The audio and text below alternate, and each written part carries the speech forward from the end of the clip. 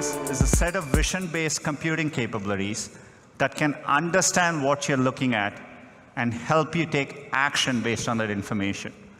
We'll ship it first in Google Assistant and Photos, and it'll come to other products. So how does it work? So for example, if you run into something and you want to know what it is, say a flower, you can invoke Google Lens from your assistant, point your phone at it, and we can tell you what flower it is. It's great for someone like me with allergies.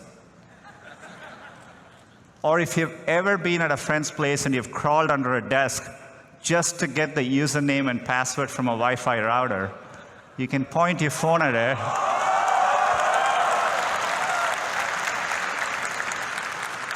and we can automatically do the hard work for you. Or if you're walking in a street downtown and you see a set of restaurants across you, you can point your phone. Because we know where you are and we have our knowledge graph and we know what you're looking at, we can give you the right information in a meaningful way. As you can see, we are beginning to understand images and videos. I'll show you a couple examples of what we'll launch in the coming months.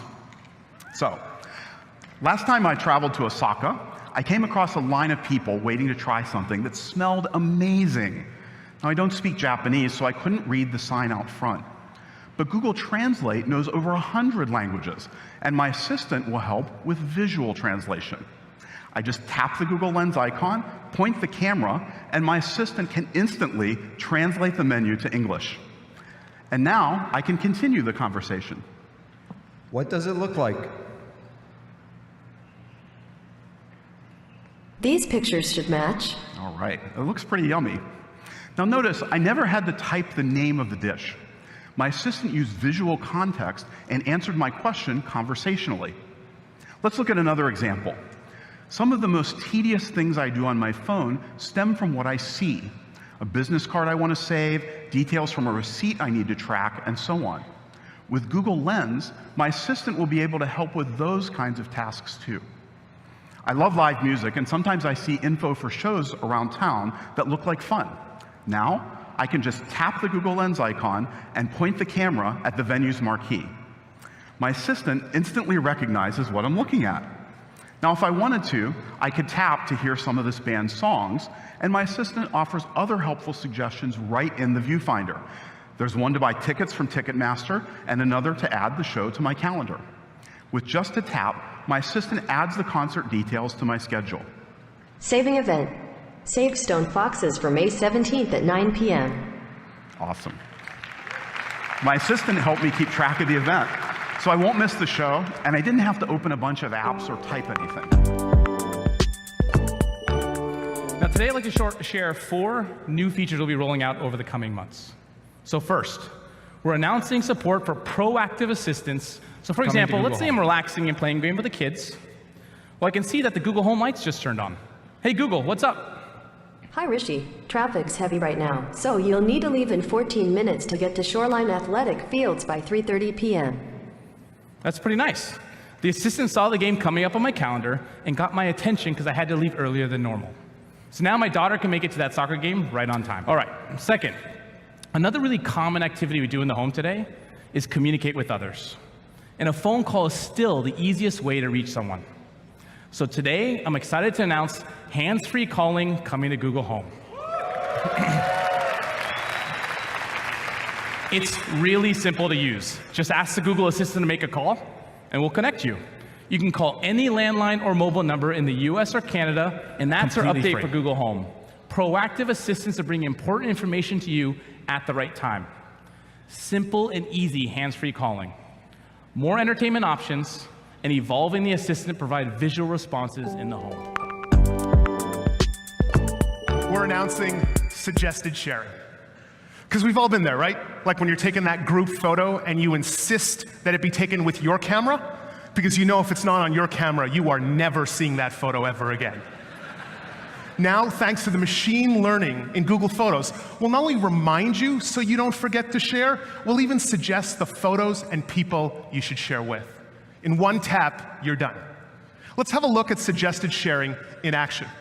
I'm once again joined on stage by my friend and Google Photos product lead, David Lieb. All right, so here are a bunch of photos Dave took while bowling with the team last weekend. He was too busy enjoying the moment, so he never got around to sharing them. But this time, Google Photos sent him a reminder via a notification and also by badging the new Sharing tab.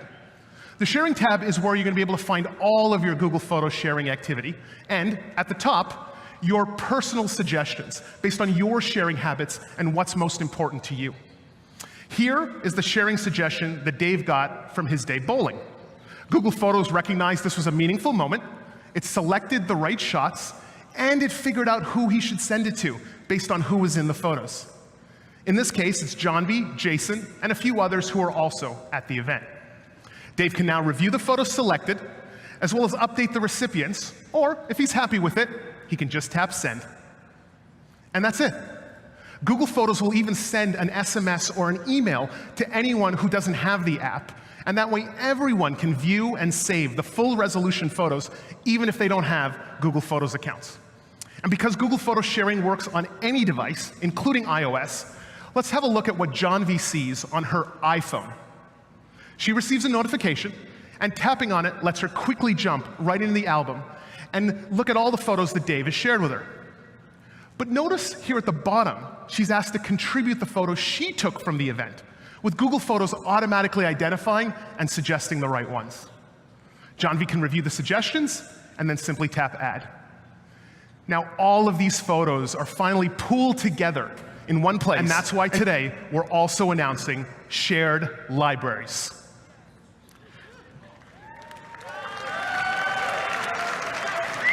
Let me show you. Now, I couldn't justify pulling the kids out of school today just to have their photo taken, but I do have the next best thing. All right. Let me introduce you to Ava and Lily. All righty here. So I'm going to go ahead, take a photo with the girls. Smile, kids! Ah, fantastic. And since this is too good of an opportunity, I'm going to have to take one with all of you here, too. All right? There we go. Woo! Brilliant. All right. Okay, so thank you, girls. Much appreciated. Back to school we go. All right.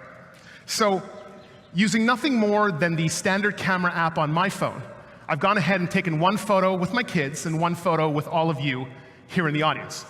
Google Photos is going to back these two photos up, it's going to share them with Jess, and then it's going to recognize the photo that has my kids in them and automatically save just that one to her library, like you can see right here.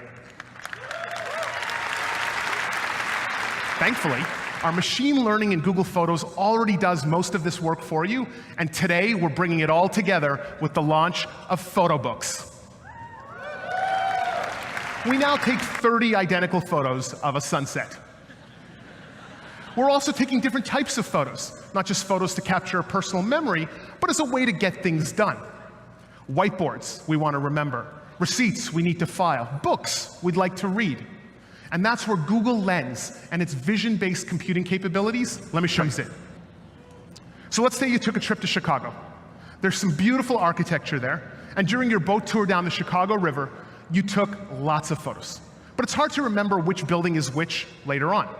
Now, by activating Lens, you can identify some of the cool buildings in your photos, like the second tallest skyscraper in the US, Willis Tower. You can even pull up directions and get the hours for the viewing deck. And later, while visiting the Art Institute, you might take photos of a few paintings you really love. In one tap, you can learn more about the painting and the artist. And the screenshot that your friend sent you of that bike rental place, just activate Lens, and you can tap the phone number and make the call right from the photo.